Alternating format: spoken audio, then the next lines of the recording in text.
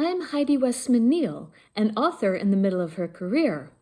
I've written books like this one. It will hit you in the feels, especially on page 372. And you can write a novel like that as well.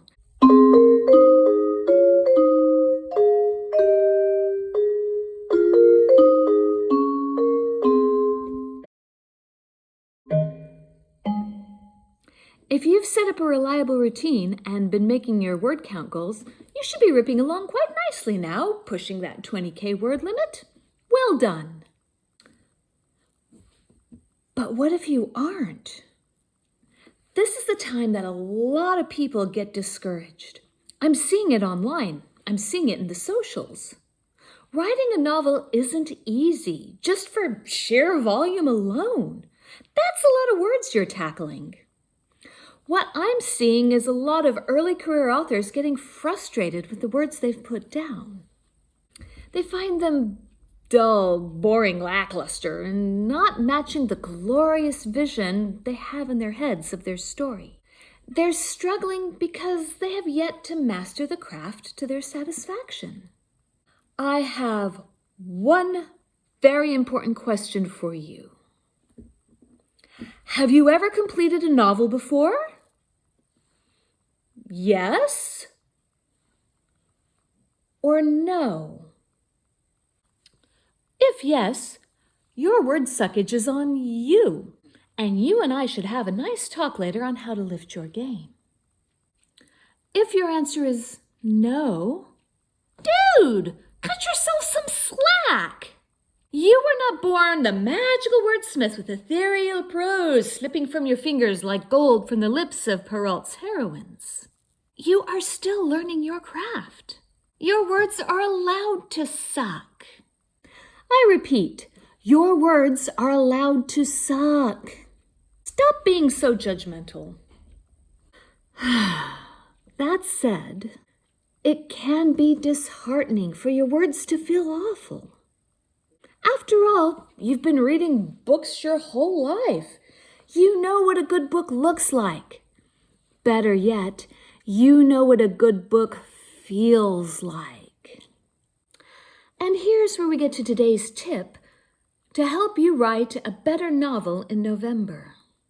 Your writing will feel better to you if you include more emotional resonance. Now, I'm not suggesting you use more purple prose and flowery phrases. Rein in the similes, buddy. You're on ration coupons. Emotional resonance is including the emotional impact of the events in your novel on your characters. You describe what they are doing. You might be describing what they're thinking. Are you describing how they're feeling? Remember my example from last week of our hero and our heroine? As an author, it was my goal to get them to become friends. But our heroine was reluctant because she thinks our hero is a jerk. And to be honest, he is. So if I was just getting my outline down or busy trying to make my 1,700 words for the day, I could write, she hated him. She wanted to punch him. Yeah, okay, we got an emotion in there, but I can't feel it. I can't empathize with her. Frankly, don't care. The words aren't singing to me.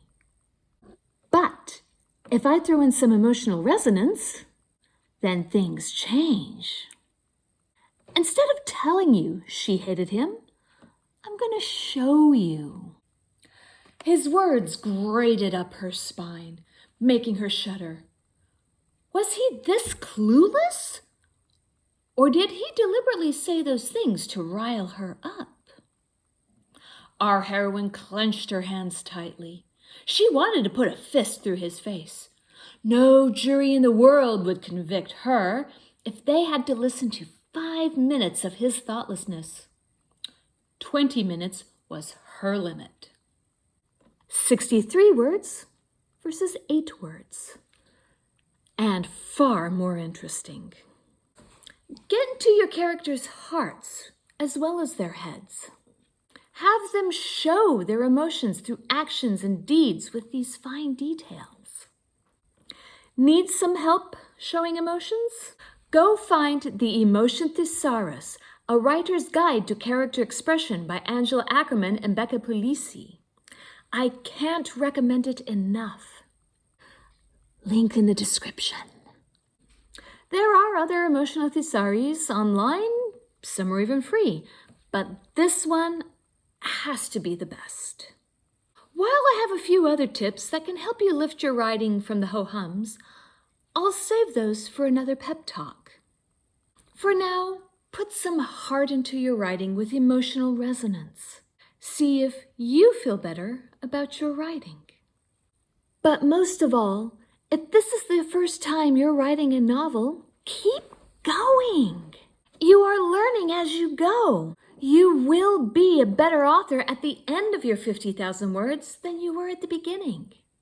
We're almost halfway through our challenge. I'll see you tomorrow for another pep talk.